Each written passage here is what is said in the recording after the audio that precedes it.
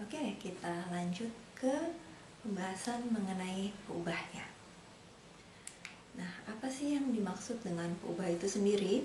Kalau kita baca referensi-referensi buku berbahasa Inggris ya, mungkin akan lebih familiar kita menemukan istilah variable. Ya, jadi tapi di sini kita menggunakan istilah peubah itu sama dengan variable.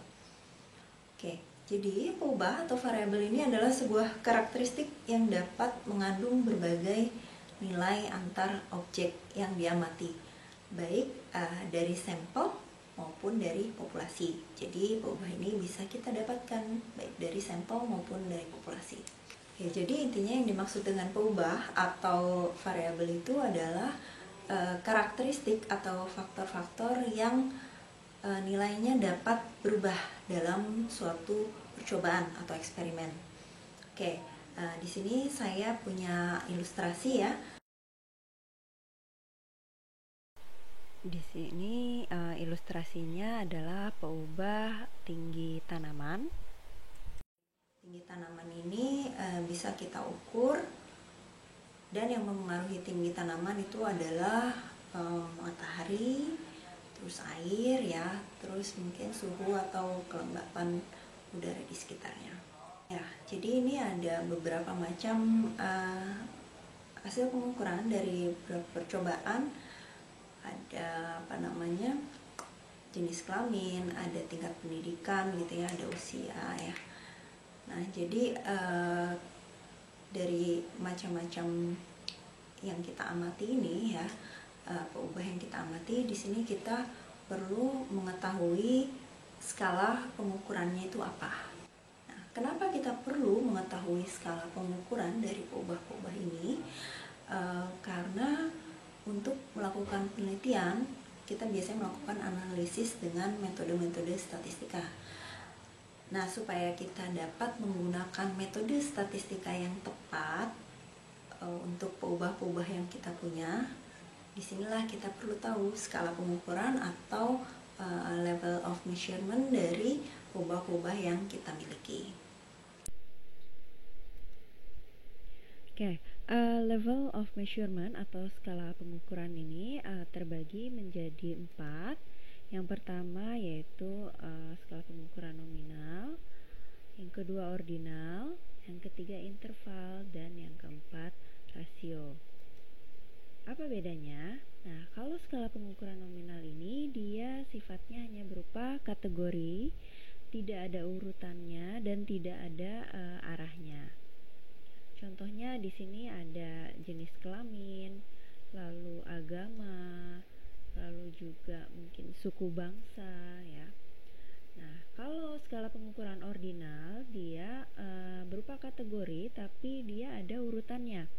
Ya, terus dia tentunya memiliki ranking, level atau scaling. Di sini contohnya adalah tingkat pendidikan, lalu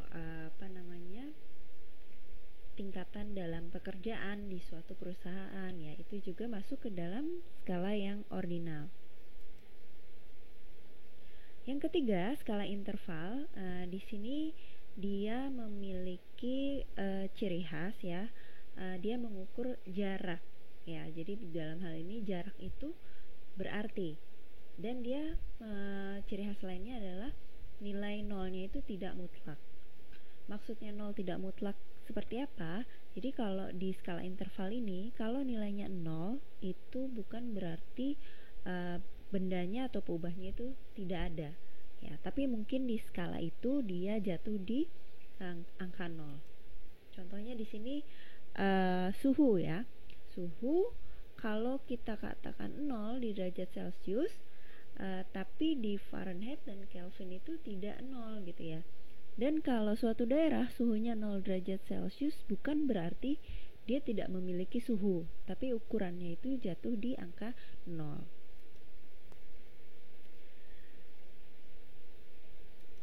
Ya, yang keempat itu skala pengukuran rasio. Ciri khasnya dia memiliki absolute zero ya. Jadi artinya kalau memang nilainya 0 ya berarti bendanya memang tidak ada ya. dia mengukur rasio antar nilai. Contohnya berat, tinggi gitu ya. Jadi orang yang tingginya 2 meter itu 2 kali tinggi orang yang 1 meter ya, atau berat 40 kilo itu adalah 2 kali dari berat yang 20 kilo, seperti itu. Oke, pada pertemuan hari ini kita telah membahas mengenai statistika, data, dan juga peubah. Nah, ini beberapa dasar-dasar ilmu statistika yang perlu kita ketahui sebelum belajar lebih lanjut mengenai statistika. Oke, untuk pertemuan selanjutnya kita akan belajar mengenai statistika deskripsi dan eksplorasi. Silakan disimak video selanjutnya. Terima kasih.